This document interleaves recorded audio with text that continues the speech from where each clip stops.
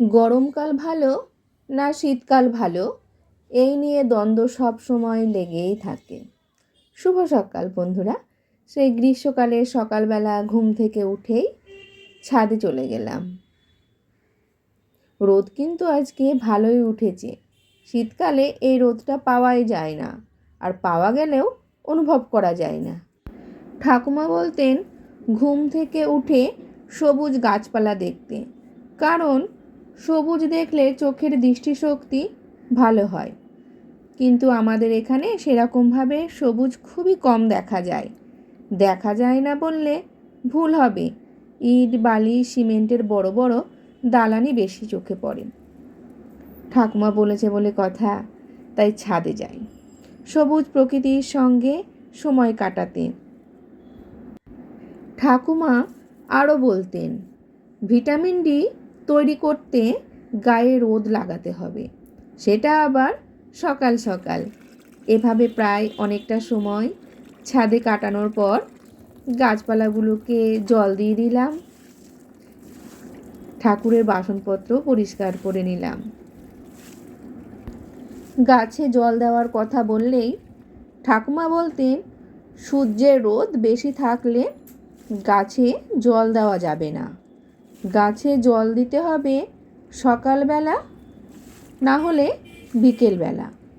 তা না হলে রোদের তাপে গাছের ক্ষতি হবে। তাই তো সকালে গাছে জল দিয়ে নিলাম।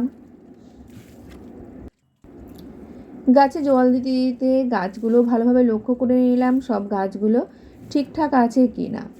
আর গাছে আজকে সেরকমভাবে ফুলও ফোটেনি, যে হোক কয়েকটা ফুল ফুটে আছে, সেই ফুলগুলোই এবার আমি তুলে নেব।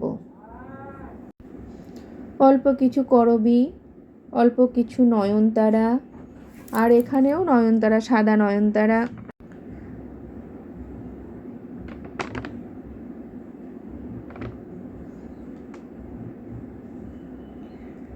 আর কিছু আছে বেলি।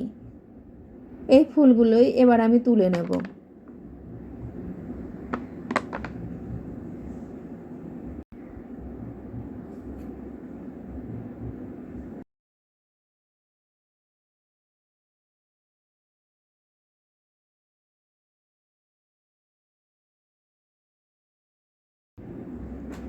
এই যে আমার সমস্ত ফুল তোলা হয়ে গেছে।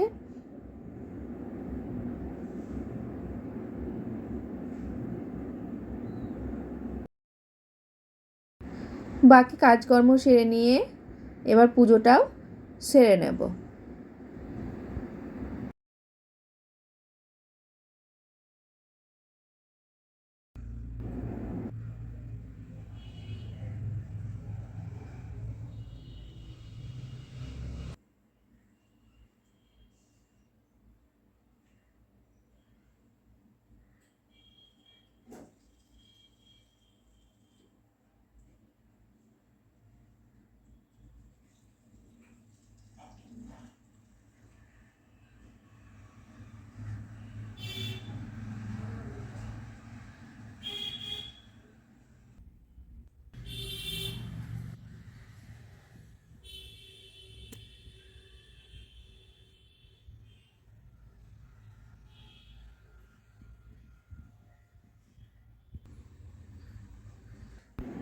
পুজো করার পরে চলে আসলাম সকালের জলখাবার। সকালের জলখাবারে আজকে আমি লুচি বানাবো। লুচি বানানোর জন্য ময়দাতে নুন, চিনি আর সাদা তেল দিয়ে আমি ময়াম দিয়ে নিয়েছি। আর লুচির ময়াম যত ভালোভাবে দেওয়া হবে লুচি কিন্তু তত টেস্ট হয়। ময়াম দেওয়ার পর কিছুক্ষণ মেখে সেটাকে ভালোভাবে রাখার পরে লেচি কেটে ওটা আমি বেলে নিয়েছি। এবার আমি একে একে সমস্ত লুচিগুলোই ভেজে নেব।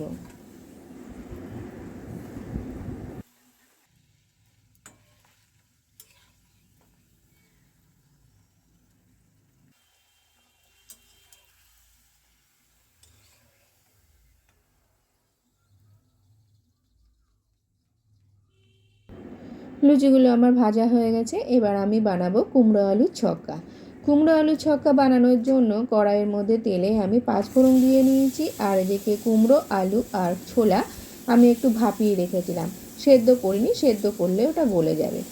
এবার কিছুক্ষণ নাড়াচাড়া করার পরে আমি পরিমাণ মতো নুন আর হলুদ আর কালারের জন্য একটু কাশ্মীরি লঙ্কার গুঁড়ো দেবো।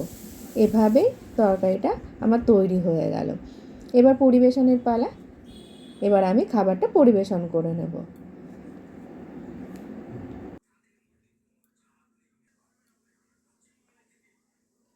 সকালে জলখাবারে চা না হলে হয়, এজন্যই আমি একটু চাটাও বসিয়ে নিলাম। খাওয়া দাওয়া শেষ করার পরে এবার রান্নার পালা। রান্নাতে কিন্তু আজকে করব সর্ষে বাটা দিয়ে রুই মাছ। তাই সর্ষে বাটা দিয়ে রুই মাছ করার জন্য প্রথমে আমি 5 ফোড়ন দেওয়ার পরে পেঁয়াজ, টমেটো, কাঁচা লঙ্কা খুব ভালোভাবে ভেজে নেব। তারপরে নুন, হলুদ পরিমাণ মতো দেওয়ার পরে কিছুক্ষণ এভাবে নাড়াচাড়া করার পরে অল্প পরিমাণে জল দিয়ে ওটা কষিয়ে নেব। আর এদিকে সর্ষের পেস্ট তৈরি করে রেখেছি, সেই সর্ষের পেস্টটা আমি দিয়ে দেব। এভাবেই আমি রুই মাছের সর্ষে বাটা দিয়ে রান্নাটা করে ফেলব।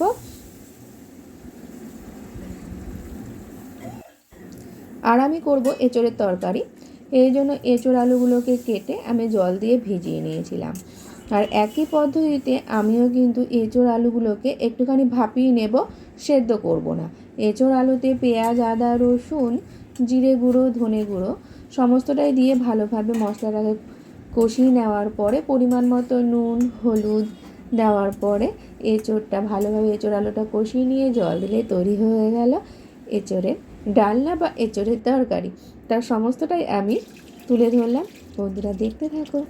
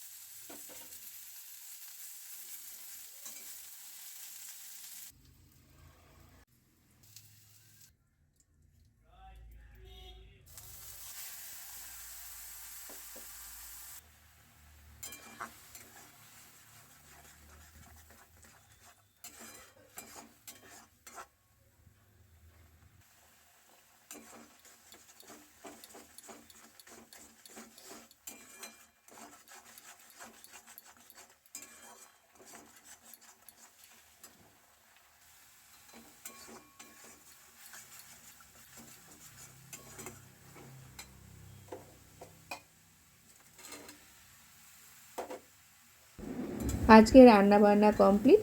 এবার খাওয়া দাওয়ার পালা। আবার দেখা হচ্ছে পরের ভিডিওতে।